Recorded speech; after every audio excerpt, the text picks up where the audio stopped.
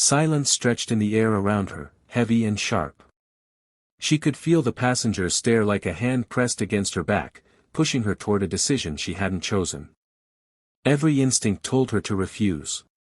To stay put. To remind them both, the attendant and the man, that she wasn't here by accident. She had purchased this seat. She had worked for this seat. And she had every right to keep it. But there was another voice, quiet and insistent, whispering of consequences. She had lived long enough to know how quickly a black woman's no could be twisted into defiance, into aggression. She imagined the headlines no one would ever write but everyone would silently believe: angry, uncooperative, difficult. The weight of stereotypes hung on her shoulders like an invisible coat she had never been allowed to take off. The flight attendant shifted uncomfortably, her polite smile trembling at the edges. It wasn't lost on her that even the attendant seemed afraid of upsetting the man. Not her, the paying customer in the seat, but him. That realization hurt more than she expected. She looked down at her hands, steady but tense, resting against her lap. The ring on her finger gleamed under the cabin light, a reminder of promises she'd made to herself years ago: I will rise above. I will carry myself with grace, even when the world refuses to see me fully. She closed her eyes for a moment, inhaling deeply. The anger was still there, hot, sharp, and justified, but beneath it was something else. A deeper strength. A decision not to let anyone dictate who she was in that moment. Her eyes opened, calm but resolute. She looked at the attendant and then at the man, whose expression hadn't wavered. Still entitled. Still expectant. If it will make his journey easier, she said softly, her voice steady though her chest ached, yes. I'll move. The word surprised even her. They came not from weakness but from a place she hadn't realized she carried, a desire to choose kindness, even when it wasn't deserved. She gathered her bag and rose slowly, each movement deliberate. She would not rush, would not shrink. If she was going to move, she would do it with dignity. As she walked down the aisle, whispers rippled faintly around her. She kept her chin lifted, though inside, something trembled. The seat she left behind wasn't just leather and legroom. It was comfort. It was recognition. And it stung to let it go. Yet, as she settled into the narrow seat near the back, a strange calm washed over her. She realized she hadn't lost herself. She had chosen. And sometimes, choice itself was power. Still, she couldn't help but wonder, what would this moment mean? Would it fade like so many other injustices, unnoticed? Or would it ripple into something larger, something unseen? At that moment, she had no way of knowing the answer. But fate was already moving, quietly, in her favor. She walked onto the plane with a quiet confidence, the kind that comes after years of hard work no one saw, sacrifices no one thanked her for, and late nights spent pushing against ceilings meant to keep her down. The world outside only saw the polished version of her now, the tailored blazer, the elegant carry-on, the boarding pass marked VIP. But she remembered the countless times she had been told no, the doors that had slammed shut before she could even knock, and the weight of being underestimated simply because she was a black woman. Today, this seat felt like more than comfort. It was proof. Proof that persistence mattered, that she had claimed her place in a world that often tried to erase her. She slid into the wide leather chair, ran her hand over the armrest, and let out the kind of sigh that only comes when you know you've earned your rest. But peace rarely stays long. A shadow crossed her row. She looked up to find a flight attendant hovering, her smile polite but uneasy, the kind of smile that hinted she was about to ask for something unfair. "Ma'am," the attendant began, lowering her voice, "would you be willing to switch seats? The gentleman back there believes this seat might suit him better." For a moment, she thought she'd misheard. Suit him better. Her fingers tightened on the armrest. She followed the attendant's glance and saw him, a man a few rows back, white, middle-aged, watching her with a face full of expectation. He didn't look apologetic. He didn't even look uncertain. He looked like someone who believed the seat already belonged to him. Heat rose in her chest. Her first instinct was to laugh, then to snap. She had paid for this ticket. She had planned for this comfort. And yet, here it was again, the unspoken demand that she make herself smaller so someone else could feel bigger. Her mind raced. Images flashed.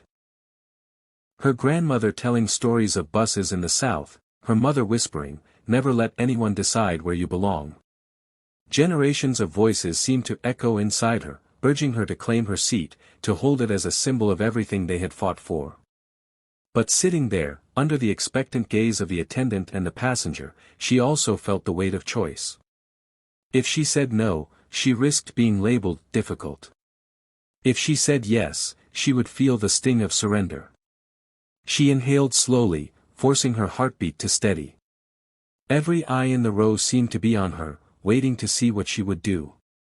Her lips parted, the words forming slowly. She wasn't just answering a flight attendant's request, she was answering a question the world kept asking her, over and over: will you move, or will you stay? The hum of the engines filled the cabin, a steady backdrop to her racing thoughts. She sat in the smaller seat now, knees brushing the tray table, the air a little staler back here. The man had settled comfortably into her old place, her seat, without so much as a nod of thanks. That, more than anything, stung. She pressed her head against the window, letting the cool glass steady her. She reminded herself of her grandmother's words: dignity isn't in the chair you sit in. It's in the way you rise from it. But the ache of surrender still lingered. The flight stretched on, minutes blending into hours. She opened her laptop, answering a few emails, distracting herself with work. It was the one thing that always gave her back a sense of control. Then, halfway through the flight, her phone buzzed in her hand. A call, filtering through the plane's shaky Wi-Fi connection. She hesitated, frowning at the unfamiliar number before swiping to answer. Hello. Her voice was soft, cautious. Good afternoon, a warm voice said. Am I speaking with Ms. Williams? Her spine straightened. Yes, this is she. This is Richard Taylor, the man continued. CEO of Horizon Industries. I hope I'm not disturbing you mid-flight. Her breath caught. Horizon Industries. A company she had dreamed of working with, whose partnership her firm had been chasing for years. No, not at all, she managed, her pulse quickening. How can I help you? There was a pause on the line, then a chuckle. Actually, it's how we can help each other.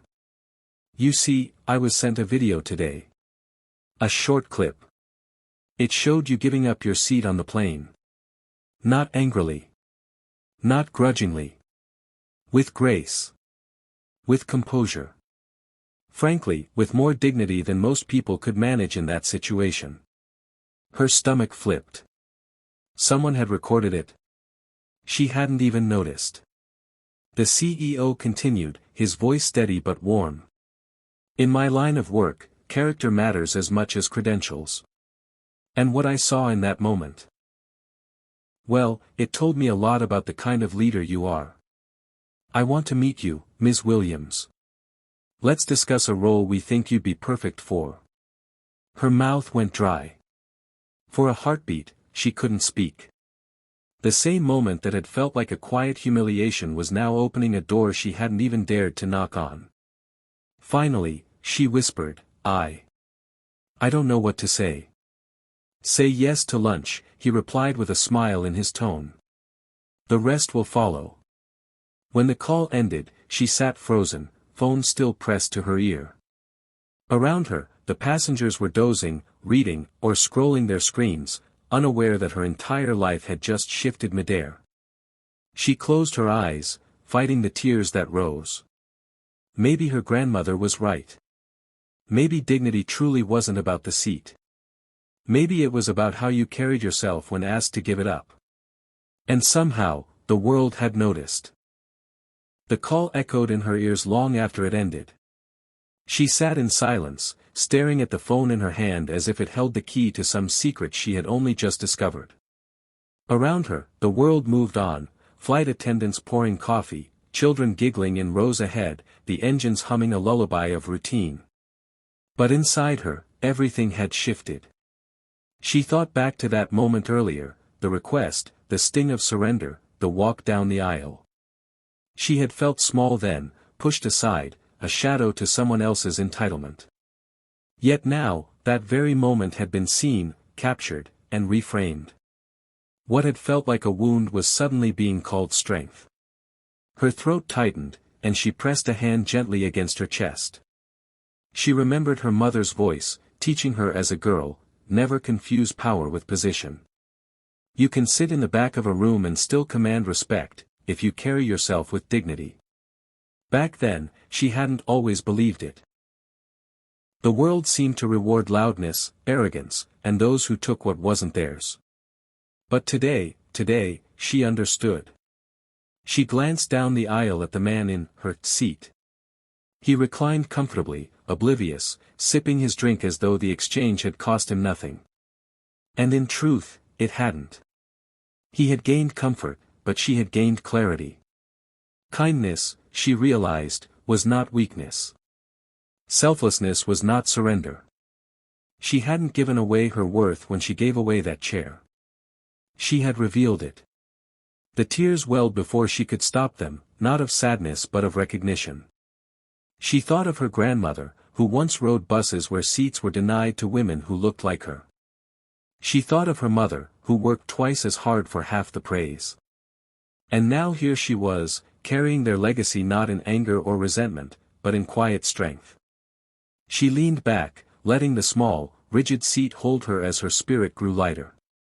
Perhaps life had always been this way. What seems like loss in the moment can be the very soil in which unexpected blessings grow. She whispered under her breath, words meant for no one but herself. I didn't move back. I moved forward. And as the plane soared thousands of feet above the ground, she felt her own spirit lifting just as high. She had not diminished herself when she chose compassion, she had multiplied it. For in that single act, strangers had seen her grace, a CEO had recognized her leadership, and most importantly, she herself had rediscovered the truth her family had been planting in her all along: dignity lives inside, untouchable, unmovable. By the time the pilot announced their descent, she no longer felt like the woman who had been asked to give something up. She felt like a woman who had gained everything she truly needed. And deep down, she knew this was only the beginning. The plane dipped gently as it began its descent, city lights flickering below like scattered stars. Passengers stirred, stretching stiff limbs, gathering belongings. She sat still, her hands folded neatly in her lap, a calmness radiating through her that hadn't been there at the start of this journey. When the wheels touched down and the plane rolled across the runway, she felt something shift inside her, not just relief at landing, but the sense that she herself had landed in a new place, one that wasn't marked by rows or seat numbers, but by possibility. The man in her former seat stood first, pulling down his bag, striding ahead without a glance back. She watched him go, but there was no bitterness in her now. He had taken a seat. She had taken something greater. As the line of passengers shuffled forward, she lingered, waiting her turn, moving with a quiet grace that drew no attention, and yet, for the first time, she didn't mind. She didn't need anyone to see her. She knew who she was. Stepping out into the terminal, her phone buzzed again. A message from her boss lit up the screen: "The CEO can't stop talking about you. Meeting scheduled for next week. Congratulations." She stopped in her tracks, staring at the words as tears blurred her vision. A laugh bubbled out of her, soft, shaky, but filled with wonder. What had begun as an insult, a moment meant to reduce her, had instead become the very spark that would lift her higher. Outside, the evening air wrapped around her like an embrace. She lifted her face to the sky, breathing it in, feeling lighter than she had in years. She thought of her grandmother, her mother, the women who had walked before her, carrying burdens so she could carry hope. And she thought of the future now opening before her, not just for herself but for others who would one day see her story and draw strength from it. Because this wasn't just about a seat on a plane. It was about something far bigger. It was about showing the world, and herself, that dignity is not defined by where you sit, but by how you rise. As she walked toward the exit, she whispered to herself, almost like a prayer. Sometimes, moving back, moves you forward. And with that, she stepped into the night, her head high, her spirit soaring, carrying with her a truth that would outlast the flight, the seat, even the moment itself. She hadn't lost. She had lifted. And in her lift, she carried the power to inspire others to rise too,